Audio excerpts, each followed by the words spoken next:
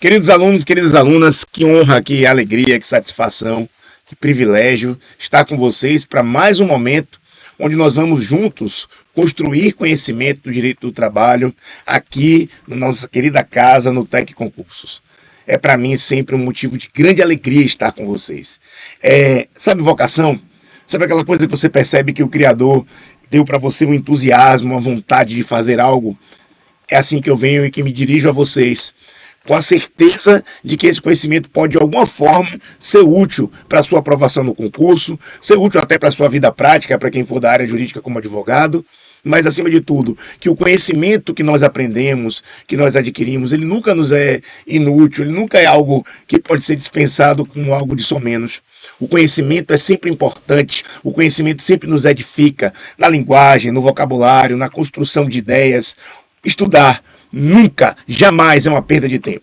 Eu quero que vocês, por favor, sigam o Tec Concurso, se ainda não seguem nas redes sociais, e adquiram o nosso produto, a nossa plataforma. A nossa intenção é direcionar um banco de questões que, sem sombra de dúvidas, hoje é o melhor do país. Mas nós estamos preocupados também em transmitir conhecimento através de aulas expositivas, aulas técnicas, como essa que eu tenho o privilégio e a honra de ministrar para vocês.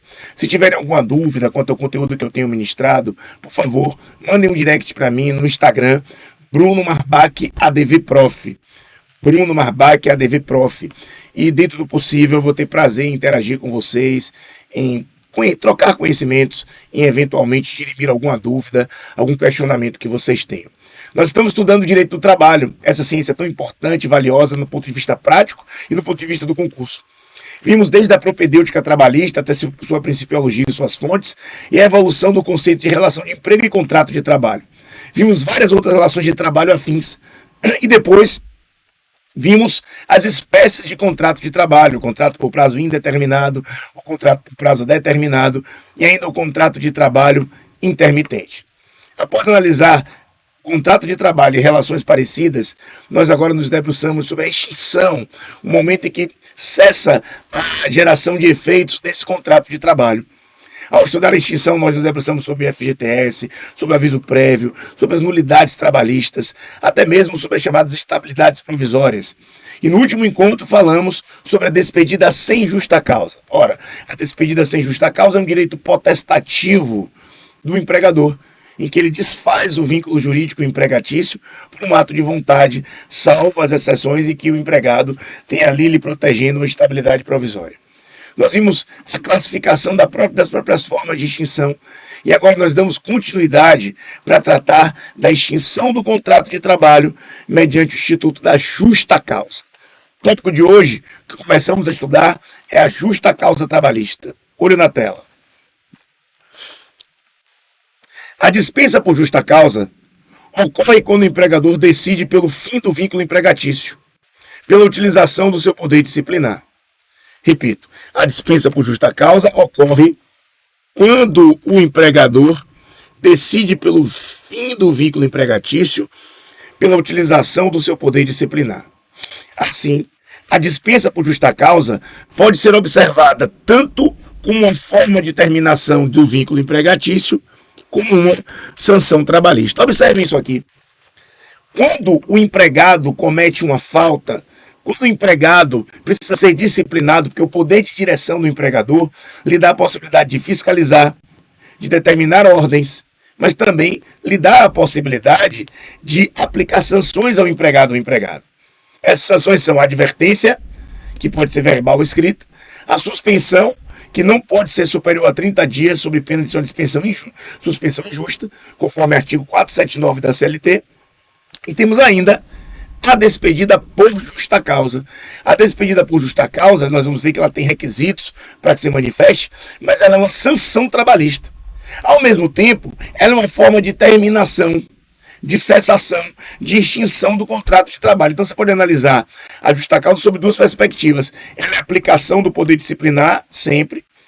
Ela é poder disciplinar ou sanção trabalhista, mas ela é também uma forma de terminação do contrato de trabalho. A justa causa é a prática do ato que configura séria violação dos deveres do empregado, rompendo a relação de confiança própria do vínculo empregatício, tornando indesejável ou inviável a manutenção do referido vínculo. Repito, a justa causa é a prática de ato que configure séria violação dos deveres do empregado, rompendo a relação de confiança própria do vínculo empregatício, tornando indesejável ou inviável a manutenção do referido vínculo. Presta atenção. Quando nós falamos na justa causa, estamos falando uma falta que foi praticada e, por consequência, o exercício do poder disciplinar e a ruptura do vínculo. Por quê? Porque houve uma conduta, vamos dizer que são diversas condutas, que quebrou a confiança, tornou impossível, tornou indesejável, tornou impraticável, inviável a manutenção do vínculo. Como é que eu vou continuar a trabalhar com um empregado que, digamos, socou meu rosto? Com um empregado que xingou, ofendeu minha genitora, minha mãe? Como é que eu vou continuar a trabalhar com um empregado que, digamos, subtraiu valores da empresa? Será que ele vai subtrair de novo? Quebrou o vínculo de confiança. Cristal quebrado, espelho que você jogou o vidro. Não vai ter mais como remediar totalmente a questão da confiança.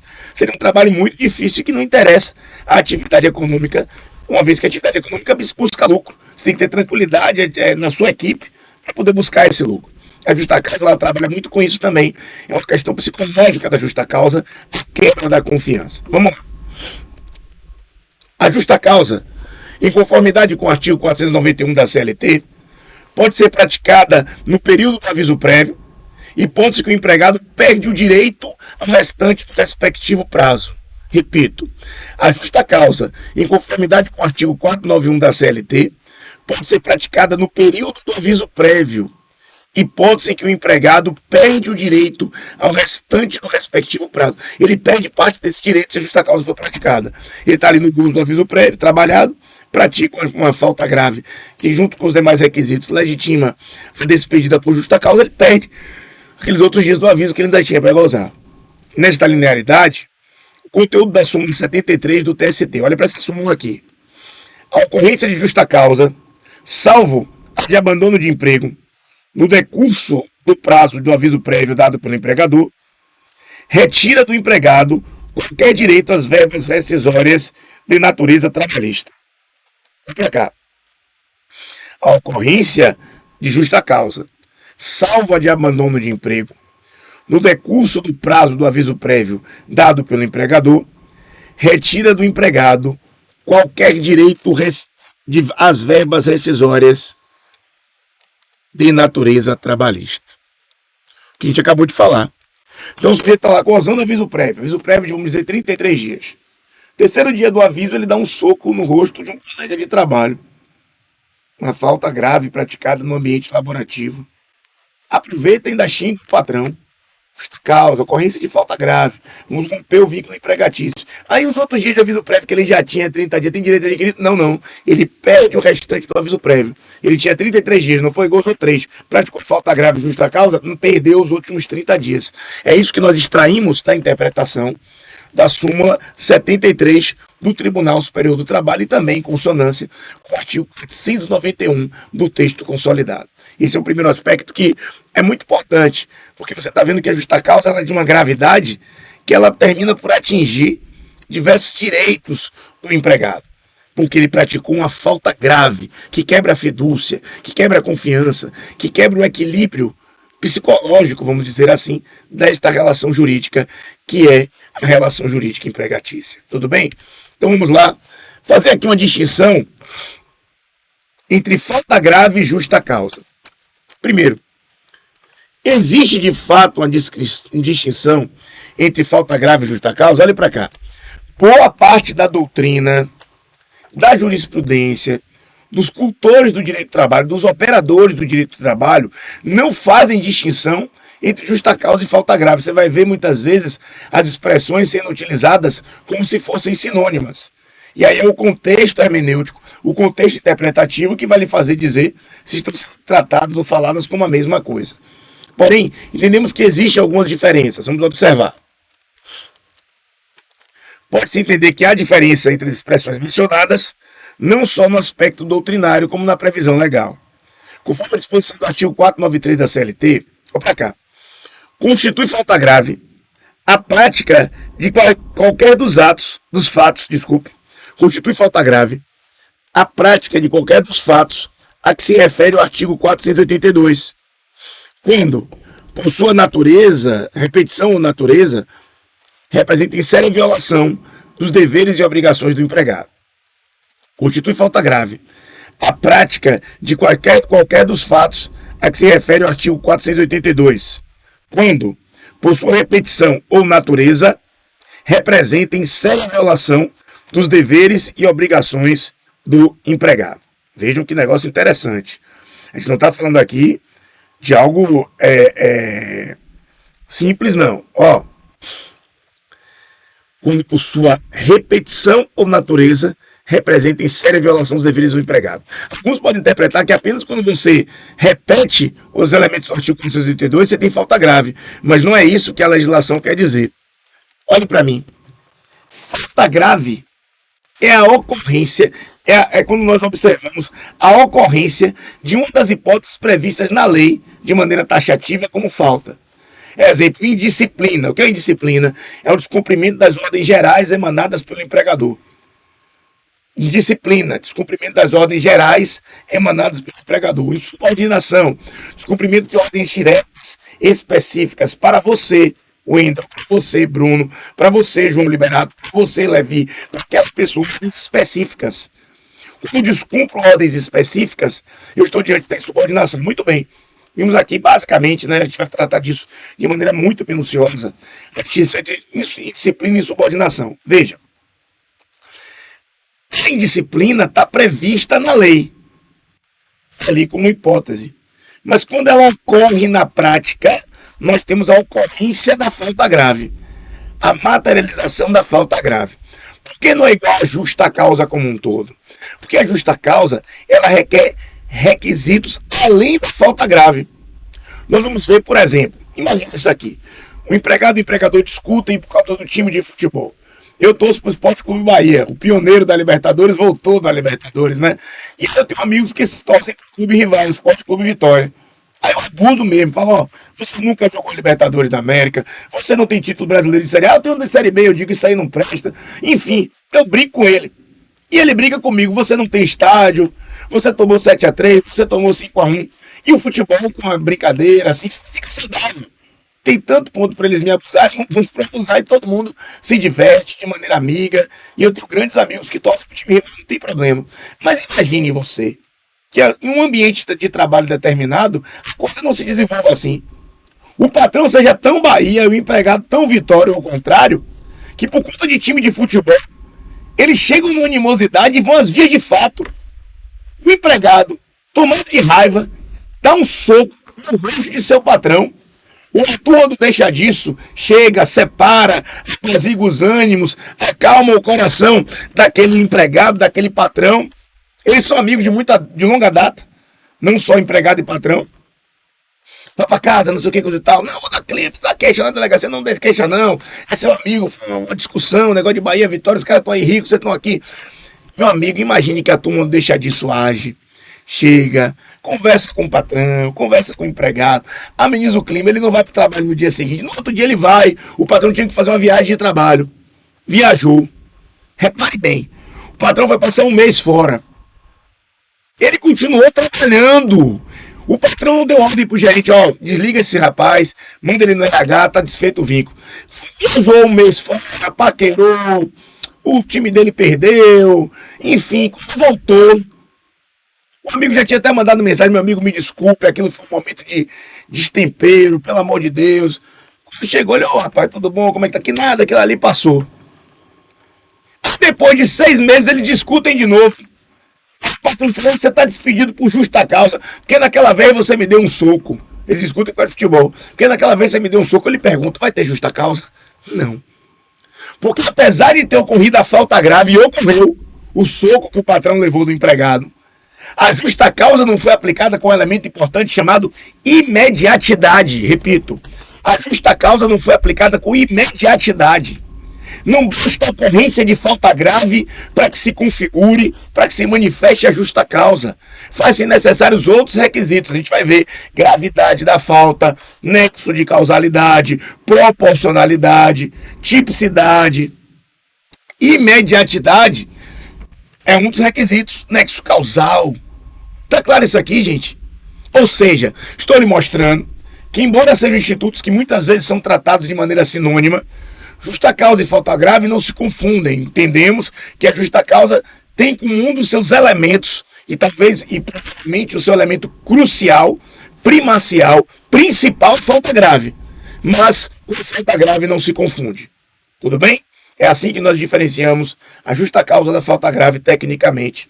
Embora muitas vezes, repito, a doutrina e a jurisprudência utilize as expressões como se fossem sinônimas. Olhe para a tela. No Brasil, adotou-se o sistema taxativo, pois cabe somente à lei estabelecer as hipóteses de falta grave, sendo o respectivo rol exaustivo e não um rol simplesmente exemplificativo. Ou seja, justa causa no direito brasileiro tem que estar prevista em lei. Justa causa no direito brasileiro tem que estar prevista em lei. Tá? Isso é muito importante. Muito mesmo. Muito. Tem que estar prevista na lei. OBS. O magistrado pode interpretar os textos normativos e os fatos em discussão para decidir se o empregado praticou ou não a justa causa. OBS 2. O sistema taxativo não significa que todos os casos de falta grave se encontram anulados somente no artigo 482 da CLT. O essencial é que exista lei, é que exista o amparo legal. Tá? Vou botar aqui, que exista amparo legal. Vamos ver isso aqui com calma? No Brasil adotou o sistema taxativo. O que é o sistema taxativo? O sistema taxativo é que somente a lei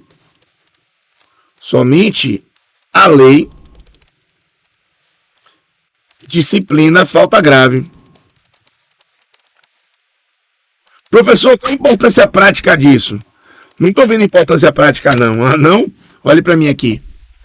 O magistrado pode criar uma falta grave de acordo com a cabeça dele? Mas você pode dizer, não, para mim isso aqui é falta grave.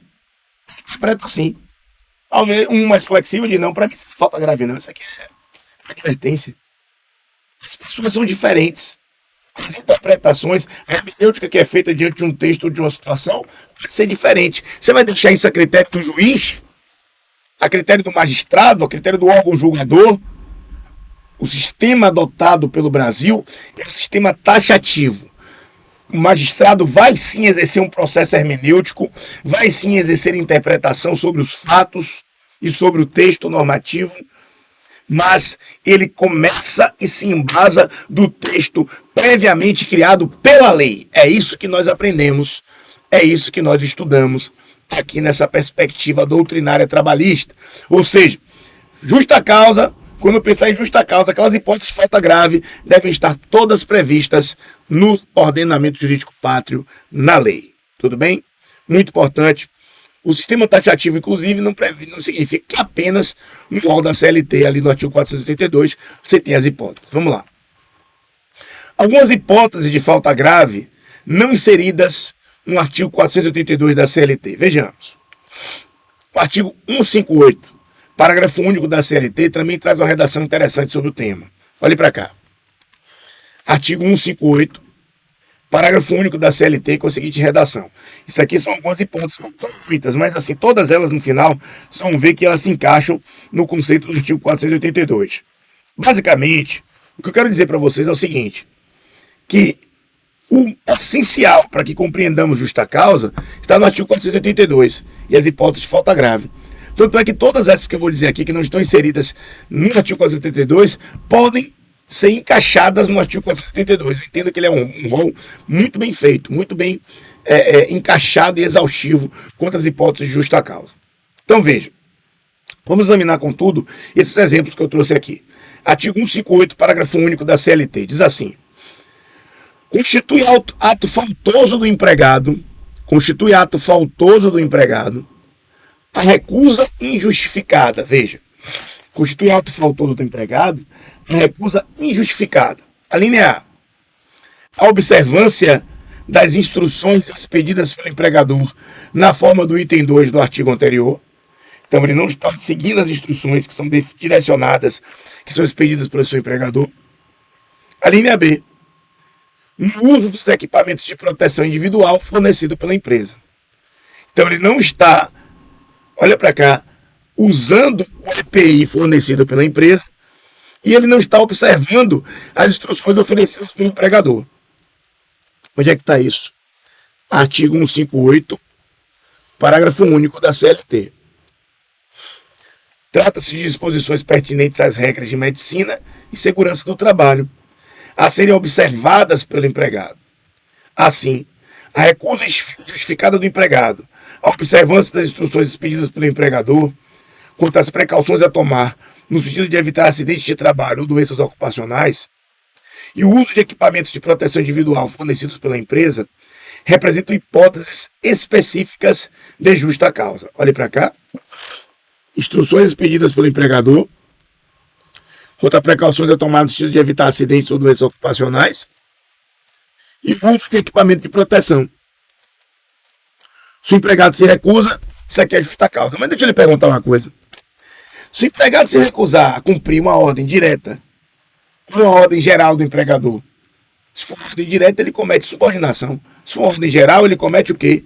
Indisciplina. Eu entendo que essas questões aqui podem sim ser encaixadas lá no artigo 482 da CLT. Estou citando porque é um regramento específico, mas pode ser encaixado no conceito de indisciplina. Todos devem usar o equipamento de proteção individual e todos devem cumprir as instruções exaradas pelo empregador para evitar uma doença ocupacional, para evitar a ocorrência de acidente de trabalho. Veja aqui na tela que eu coloquei. Artigo 158, parágrafo único da CLT, com a redação. Aí a gente vai para o comentário que eu faço. Eu coloco o seguinte: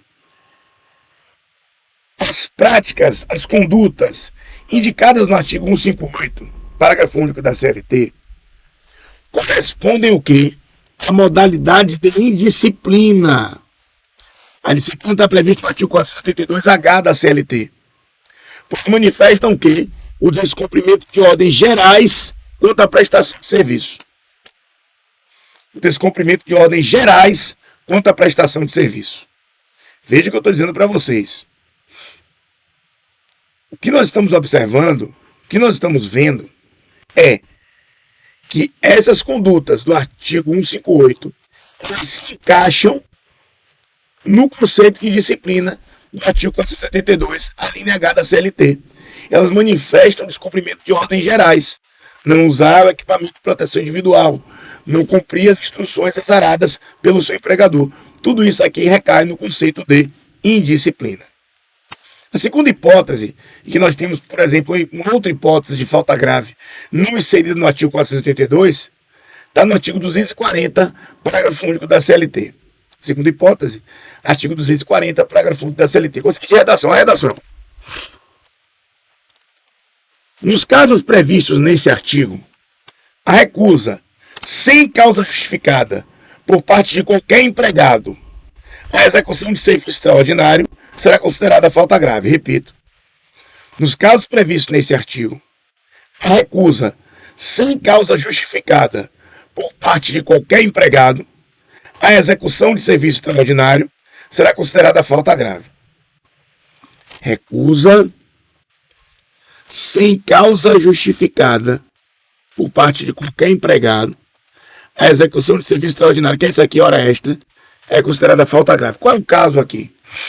O dispositivo em questão refere-se ao serviço ferroviário. O caput do artigo 240 da CLT diz que nos casos de urgência ou de acidente capazes de afetar a segurança ou regularidade do serviço, poderá a duração do trabalho ser excepcionalmente elevada a qualquer número de horas. E aqui, gente, eu já entendo que é uma especificidade do caso. Aqui, embora a gente possa aplicar na CLT como hipótese de descumprimento de uma ordem, e pode ser aplicado, você pode tentar colocar ali, mas aqui tem uma peculiaridade. Aqui o texto normativo diz elevada a qualquer número de horas. Isso não existe na perspectiva seletista comum. Não se dá esse cheque em branco diante dessa ocorrência, na vasta maioria dos casos. Então aqui eu entendo que é assim uma hipótese de especificidade. Olha para cá, lê de novo. Nos casos de urgência ou de acidente, capazes de afetar a segurança ou regularidade do serviço, poderá a duração do trabalho ser excepcionalmente elevada a qualquer número de horas. Isso é de importância vital. Para cá. Em tais situações de urgência e acidente, a recusa do empregado sem causa justificada, repito, em tais situações de urgência e acidente, a recusa do empregado sem causa justificada não é por um motivo justificado. Eu tenho que pegar meu filho na escola. O menino vai ficar sozinho, vai ser abandono de capaz. Minha mãe é idosa, sozinha, está passando mal. Eu não estou me sentindo bem. Você tem que ter uma justificativa plausível. Caso de urgência e acidente, a recusa do empregado sem causa justificada contra a execução de serviço extraordinário, ou seja, contra prestar horas extras, será considerada justa causa. Frisando-se que o texto do parágrafo único do artigo 240 da CLT utiliza a expressão falta grave, mesmo não se referindo à hipótese de empregado estável, porque geralmente a expressão falta grave está ligada a empregado estável, como por exemplo, falta grave do dirigente sindical. E aí você tem um inquérito judicial para apuração de falta grave, que nós já estudamos lá da aula de estabilidade. Então veja, o que ele está dizendo aqui? Quando for urgência ou acidente, você tem que prestar hora extra, a não ser que você tenha uma causa efetivamente justificável, que justifique o porquê dessa não prestação. Revela-se aqui hipótese especial que, no entanto, pode ser inserida no conceito de subordinação, que está lá no artigo 482, a linha H da CLT. A insubordinação é o descumprimento das ordens diretas emanadas pelo empregador. Mas olhe para cá. Você percebe a peculiaridade desse caso? A peculiaridade desse caso qual é? Que você pode trabalhar X número de horas. Ele não diz quantas horas extraordinárias você vai prestar. E aqui a gente tem um critério bem diferenciado. Olhe na tela.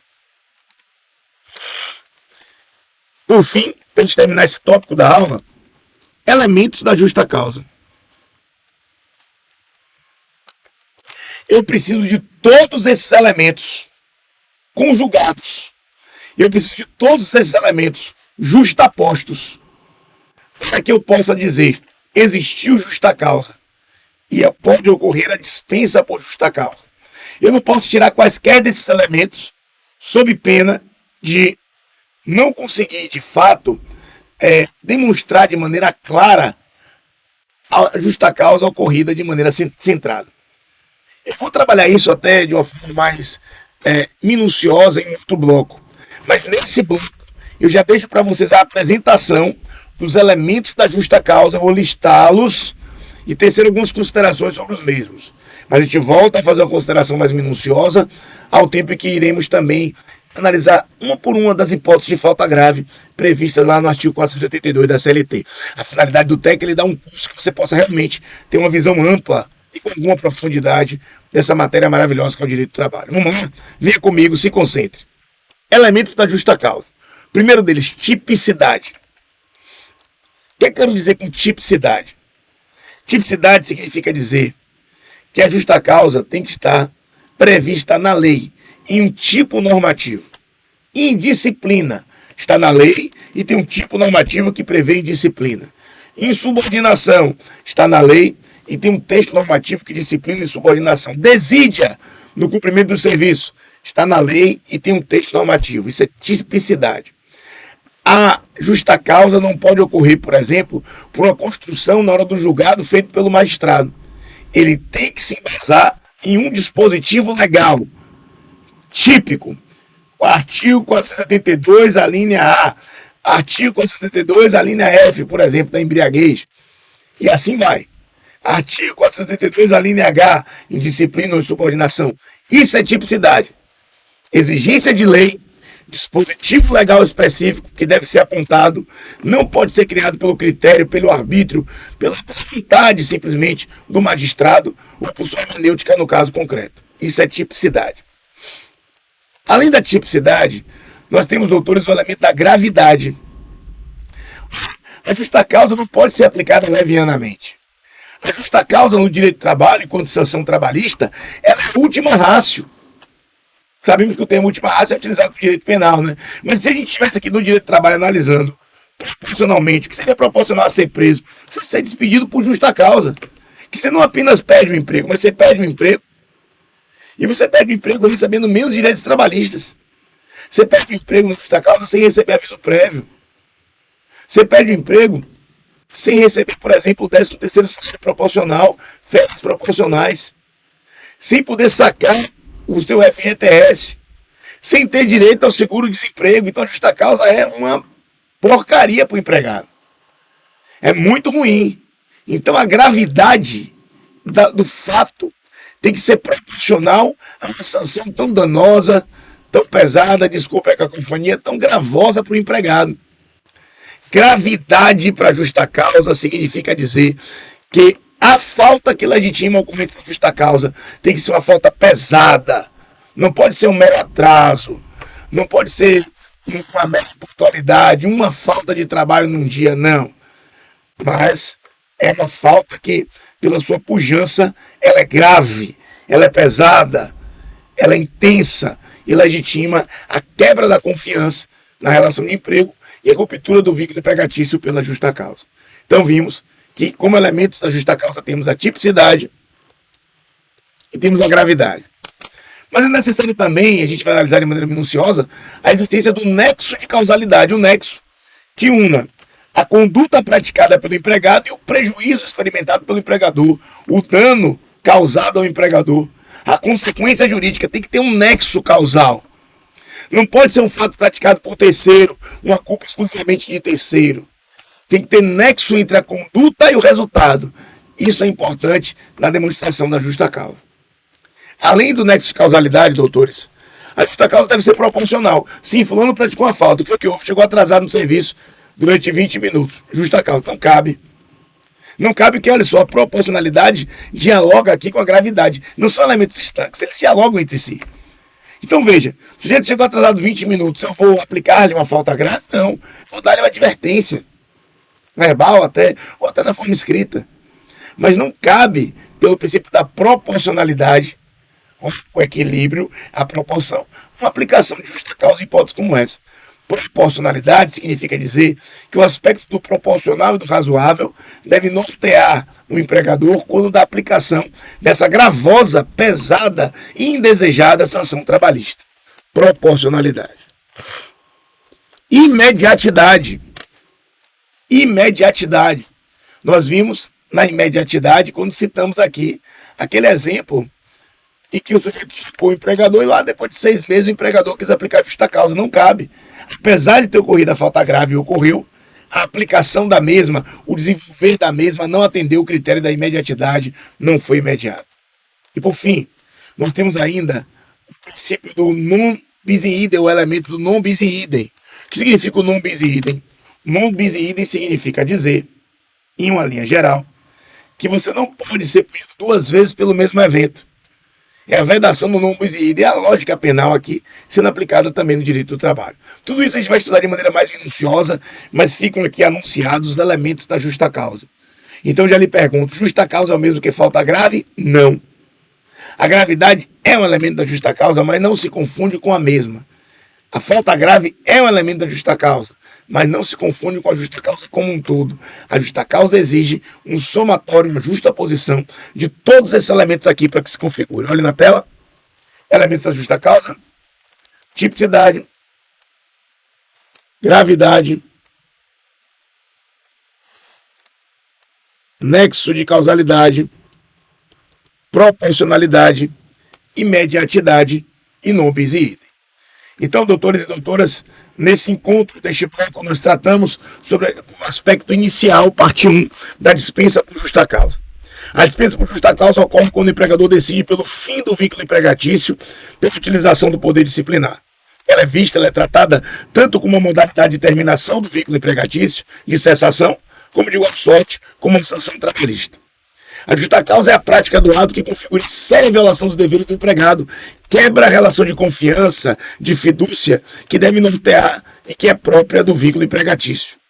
Torna indesejável e inviável a manutenção da relação de emprego. A justa causa, em conformidade tanto com o artigo 491 da CLT, como com o enunciado da súmula 73 do TST, faz com que a pessoa, o empregado, perca o direito restante do respectivo prazo de aviso prévio. Então, se ele está lá no aviso prévio de 39 dias, está no 6º dia, ele comete uma falta grave, ele perde o restante do aviso prévio, consoante artigo 491 da CLT e súmula 73 do TST.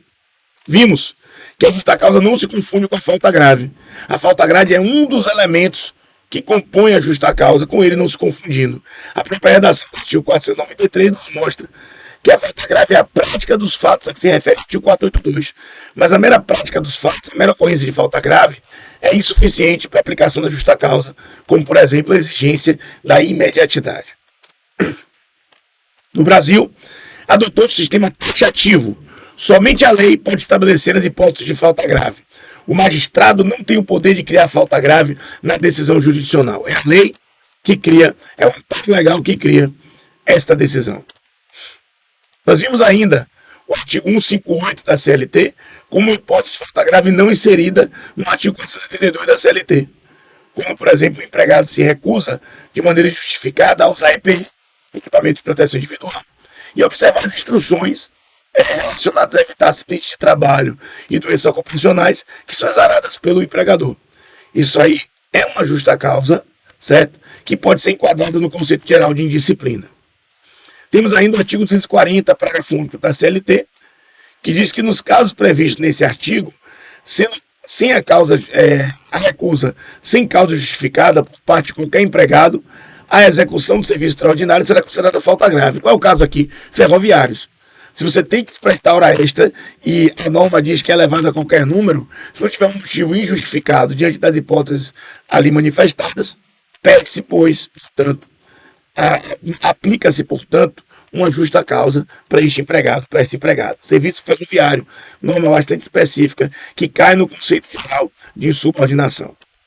Por fim, vimos os elementos componentes da justa causa trabalhista: a tipicidade, a gravidade, o nexo de causalidade, a proporcionalidade, a imediatidade e o num bis idem. Doutores, essa foi a primeira aula sobre justa causa, explicando a sua propedêutica e a sua interpretação. No próximo encontro a gente já fala sobre as hipóteses de justa causa, cada uma das faltas graves ali. Vamos ver incontinência de conduta, vamos ver a desídia, vamos ver disciplina e subordinação, e continuaremos a dar estaremos dando continuidade a esse conteúdo, a esse assunto.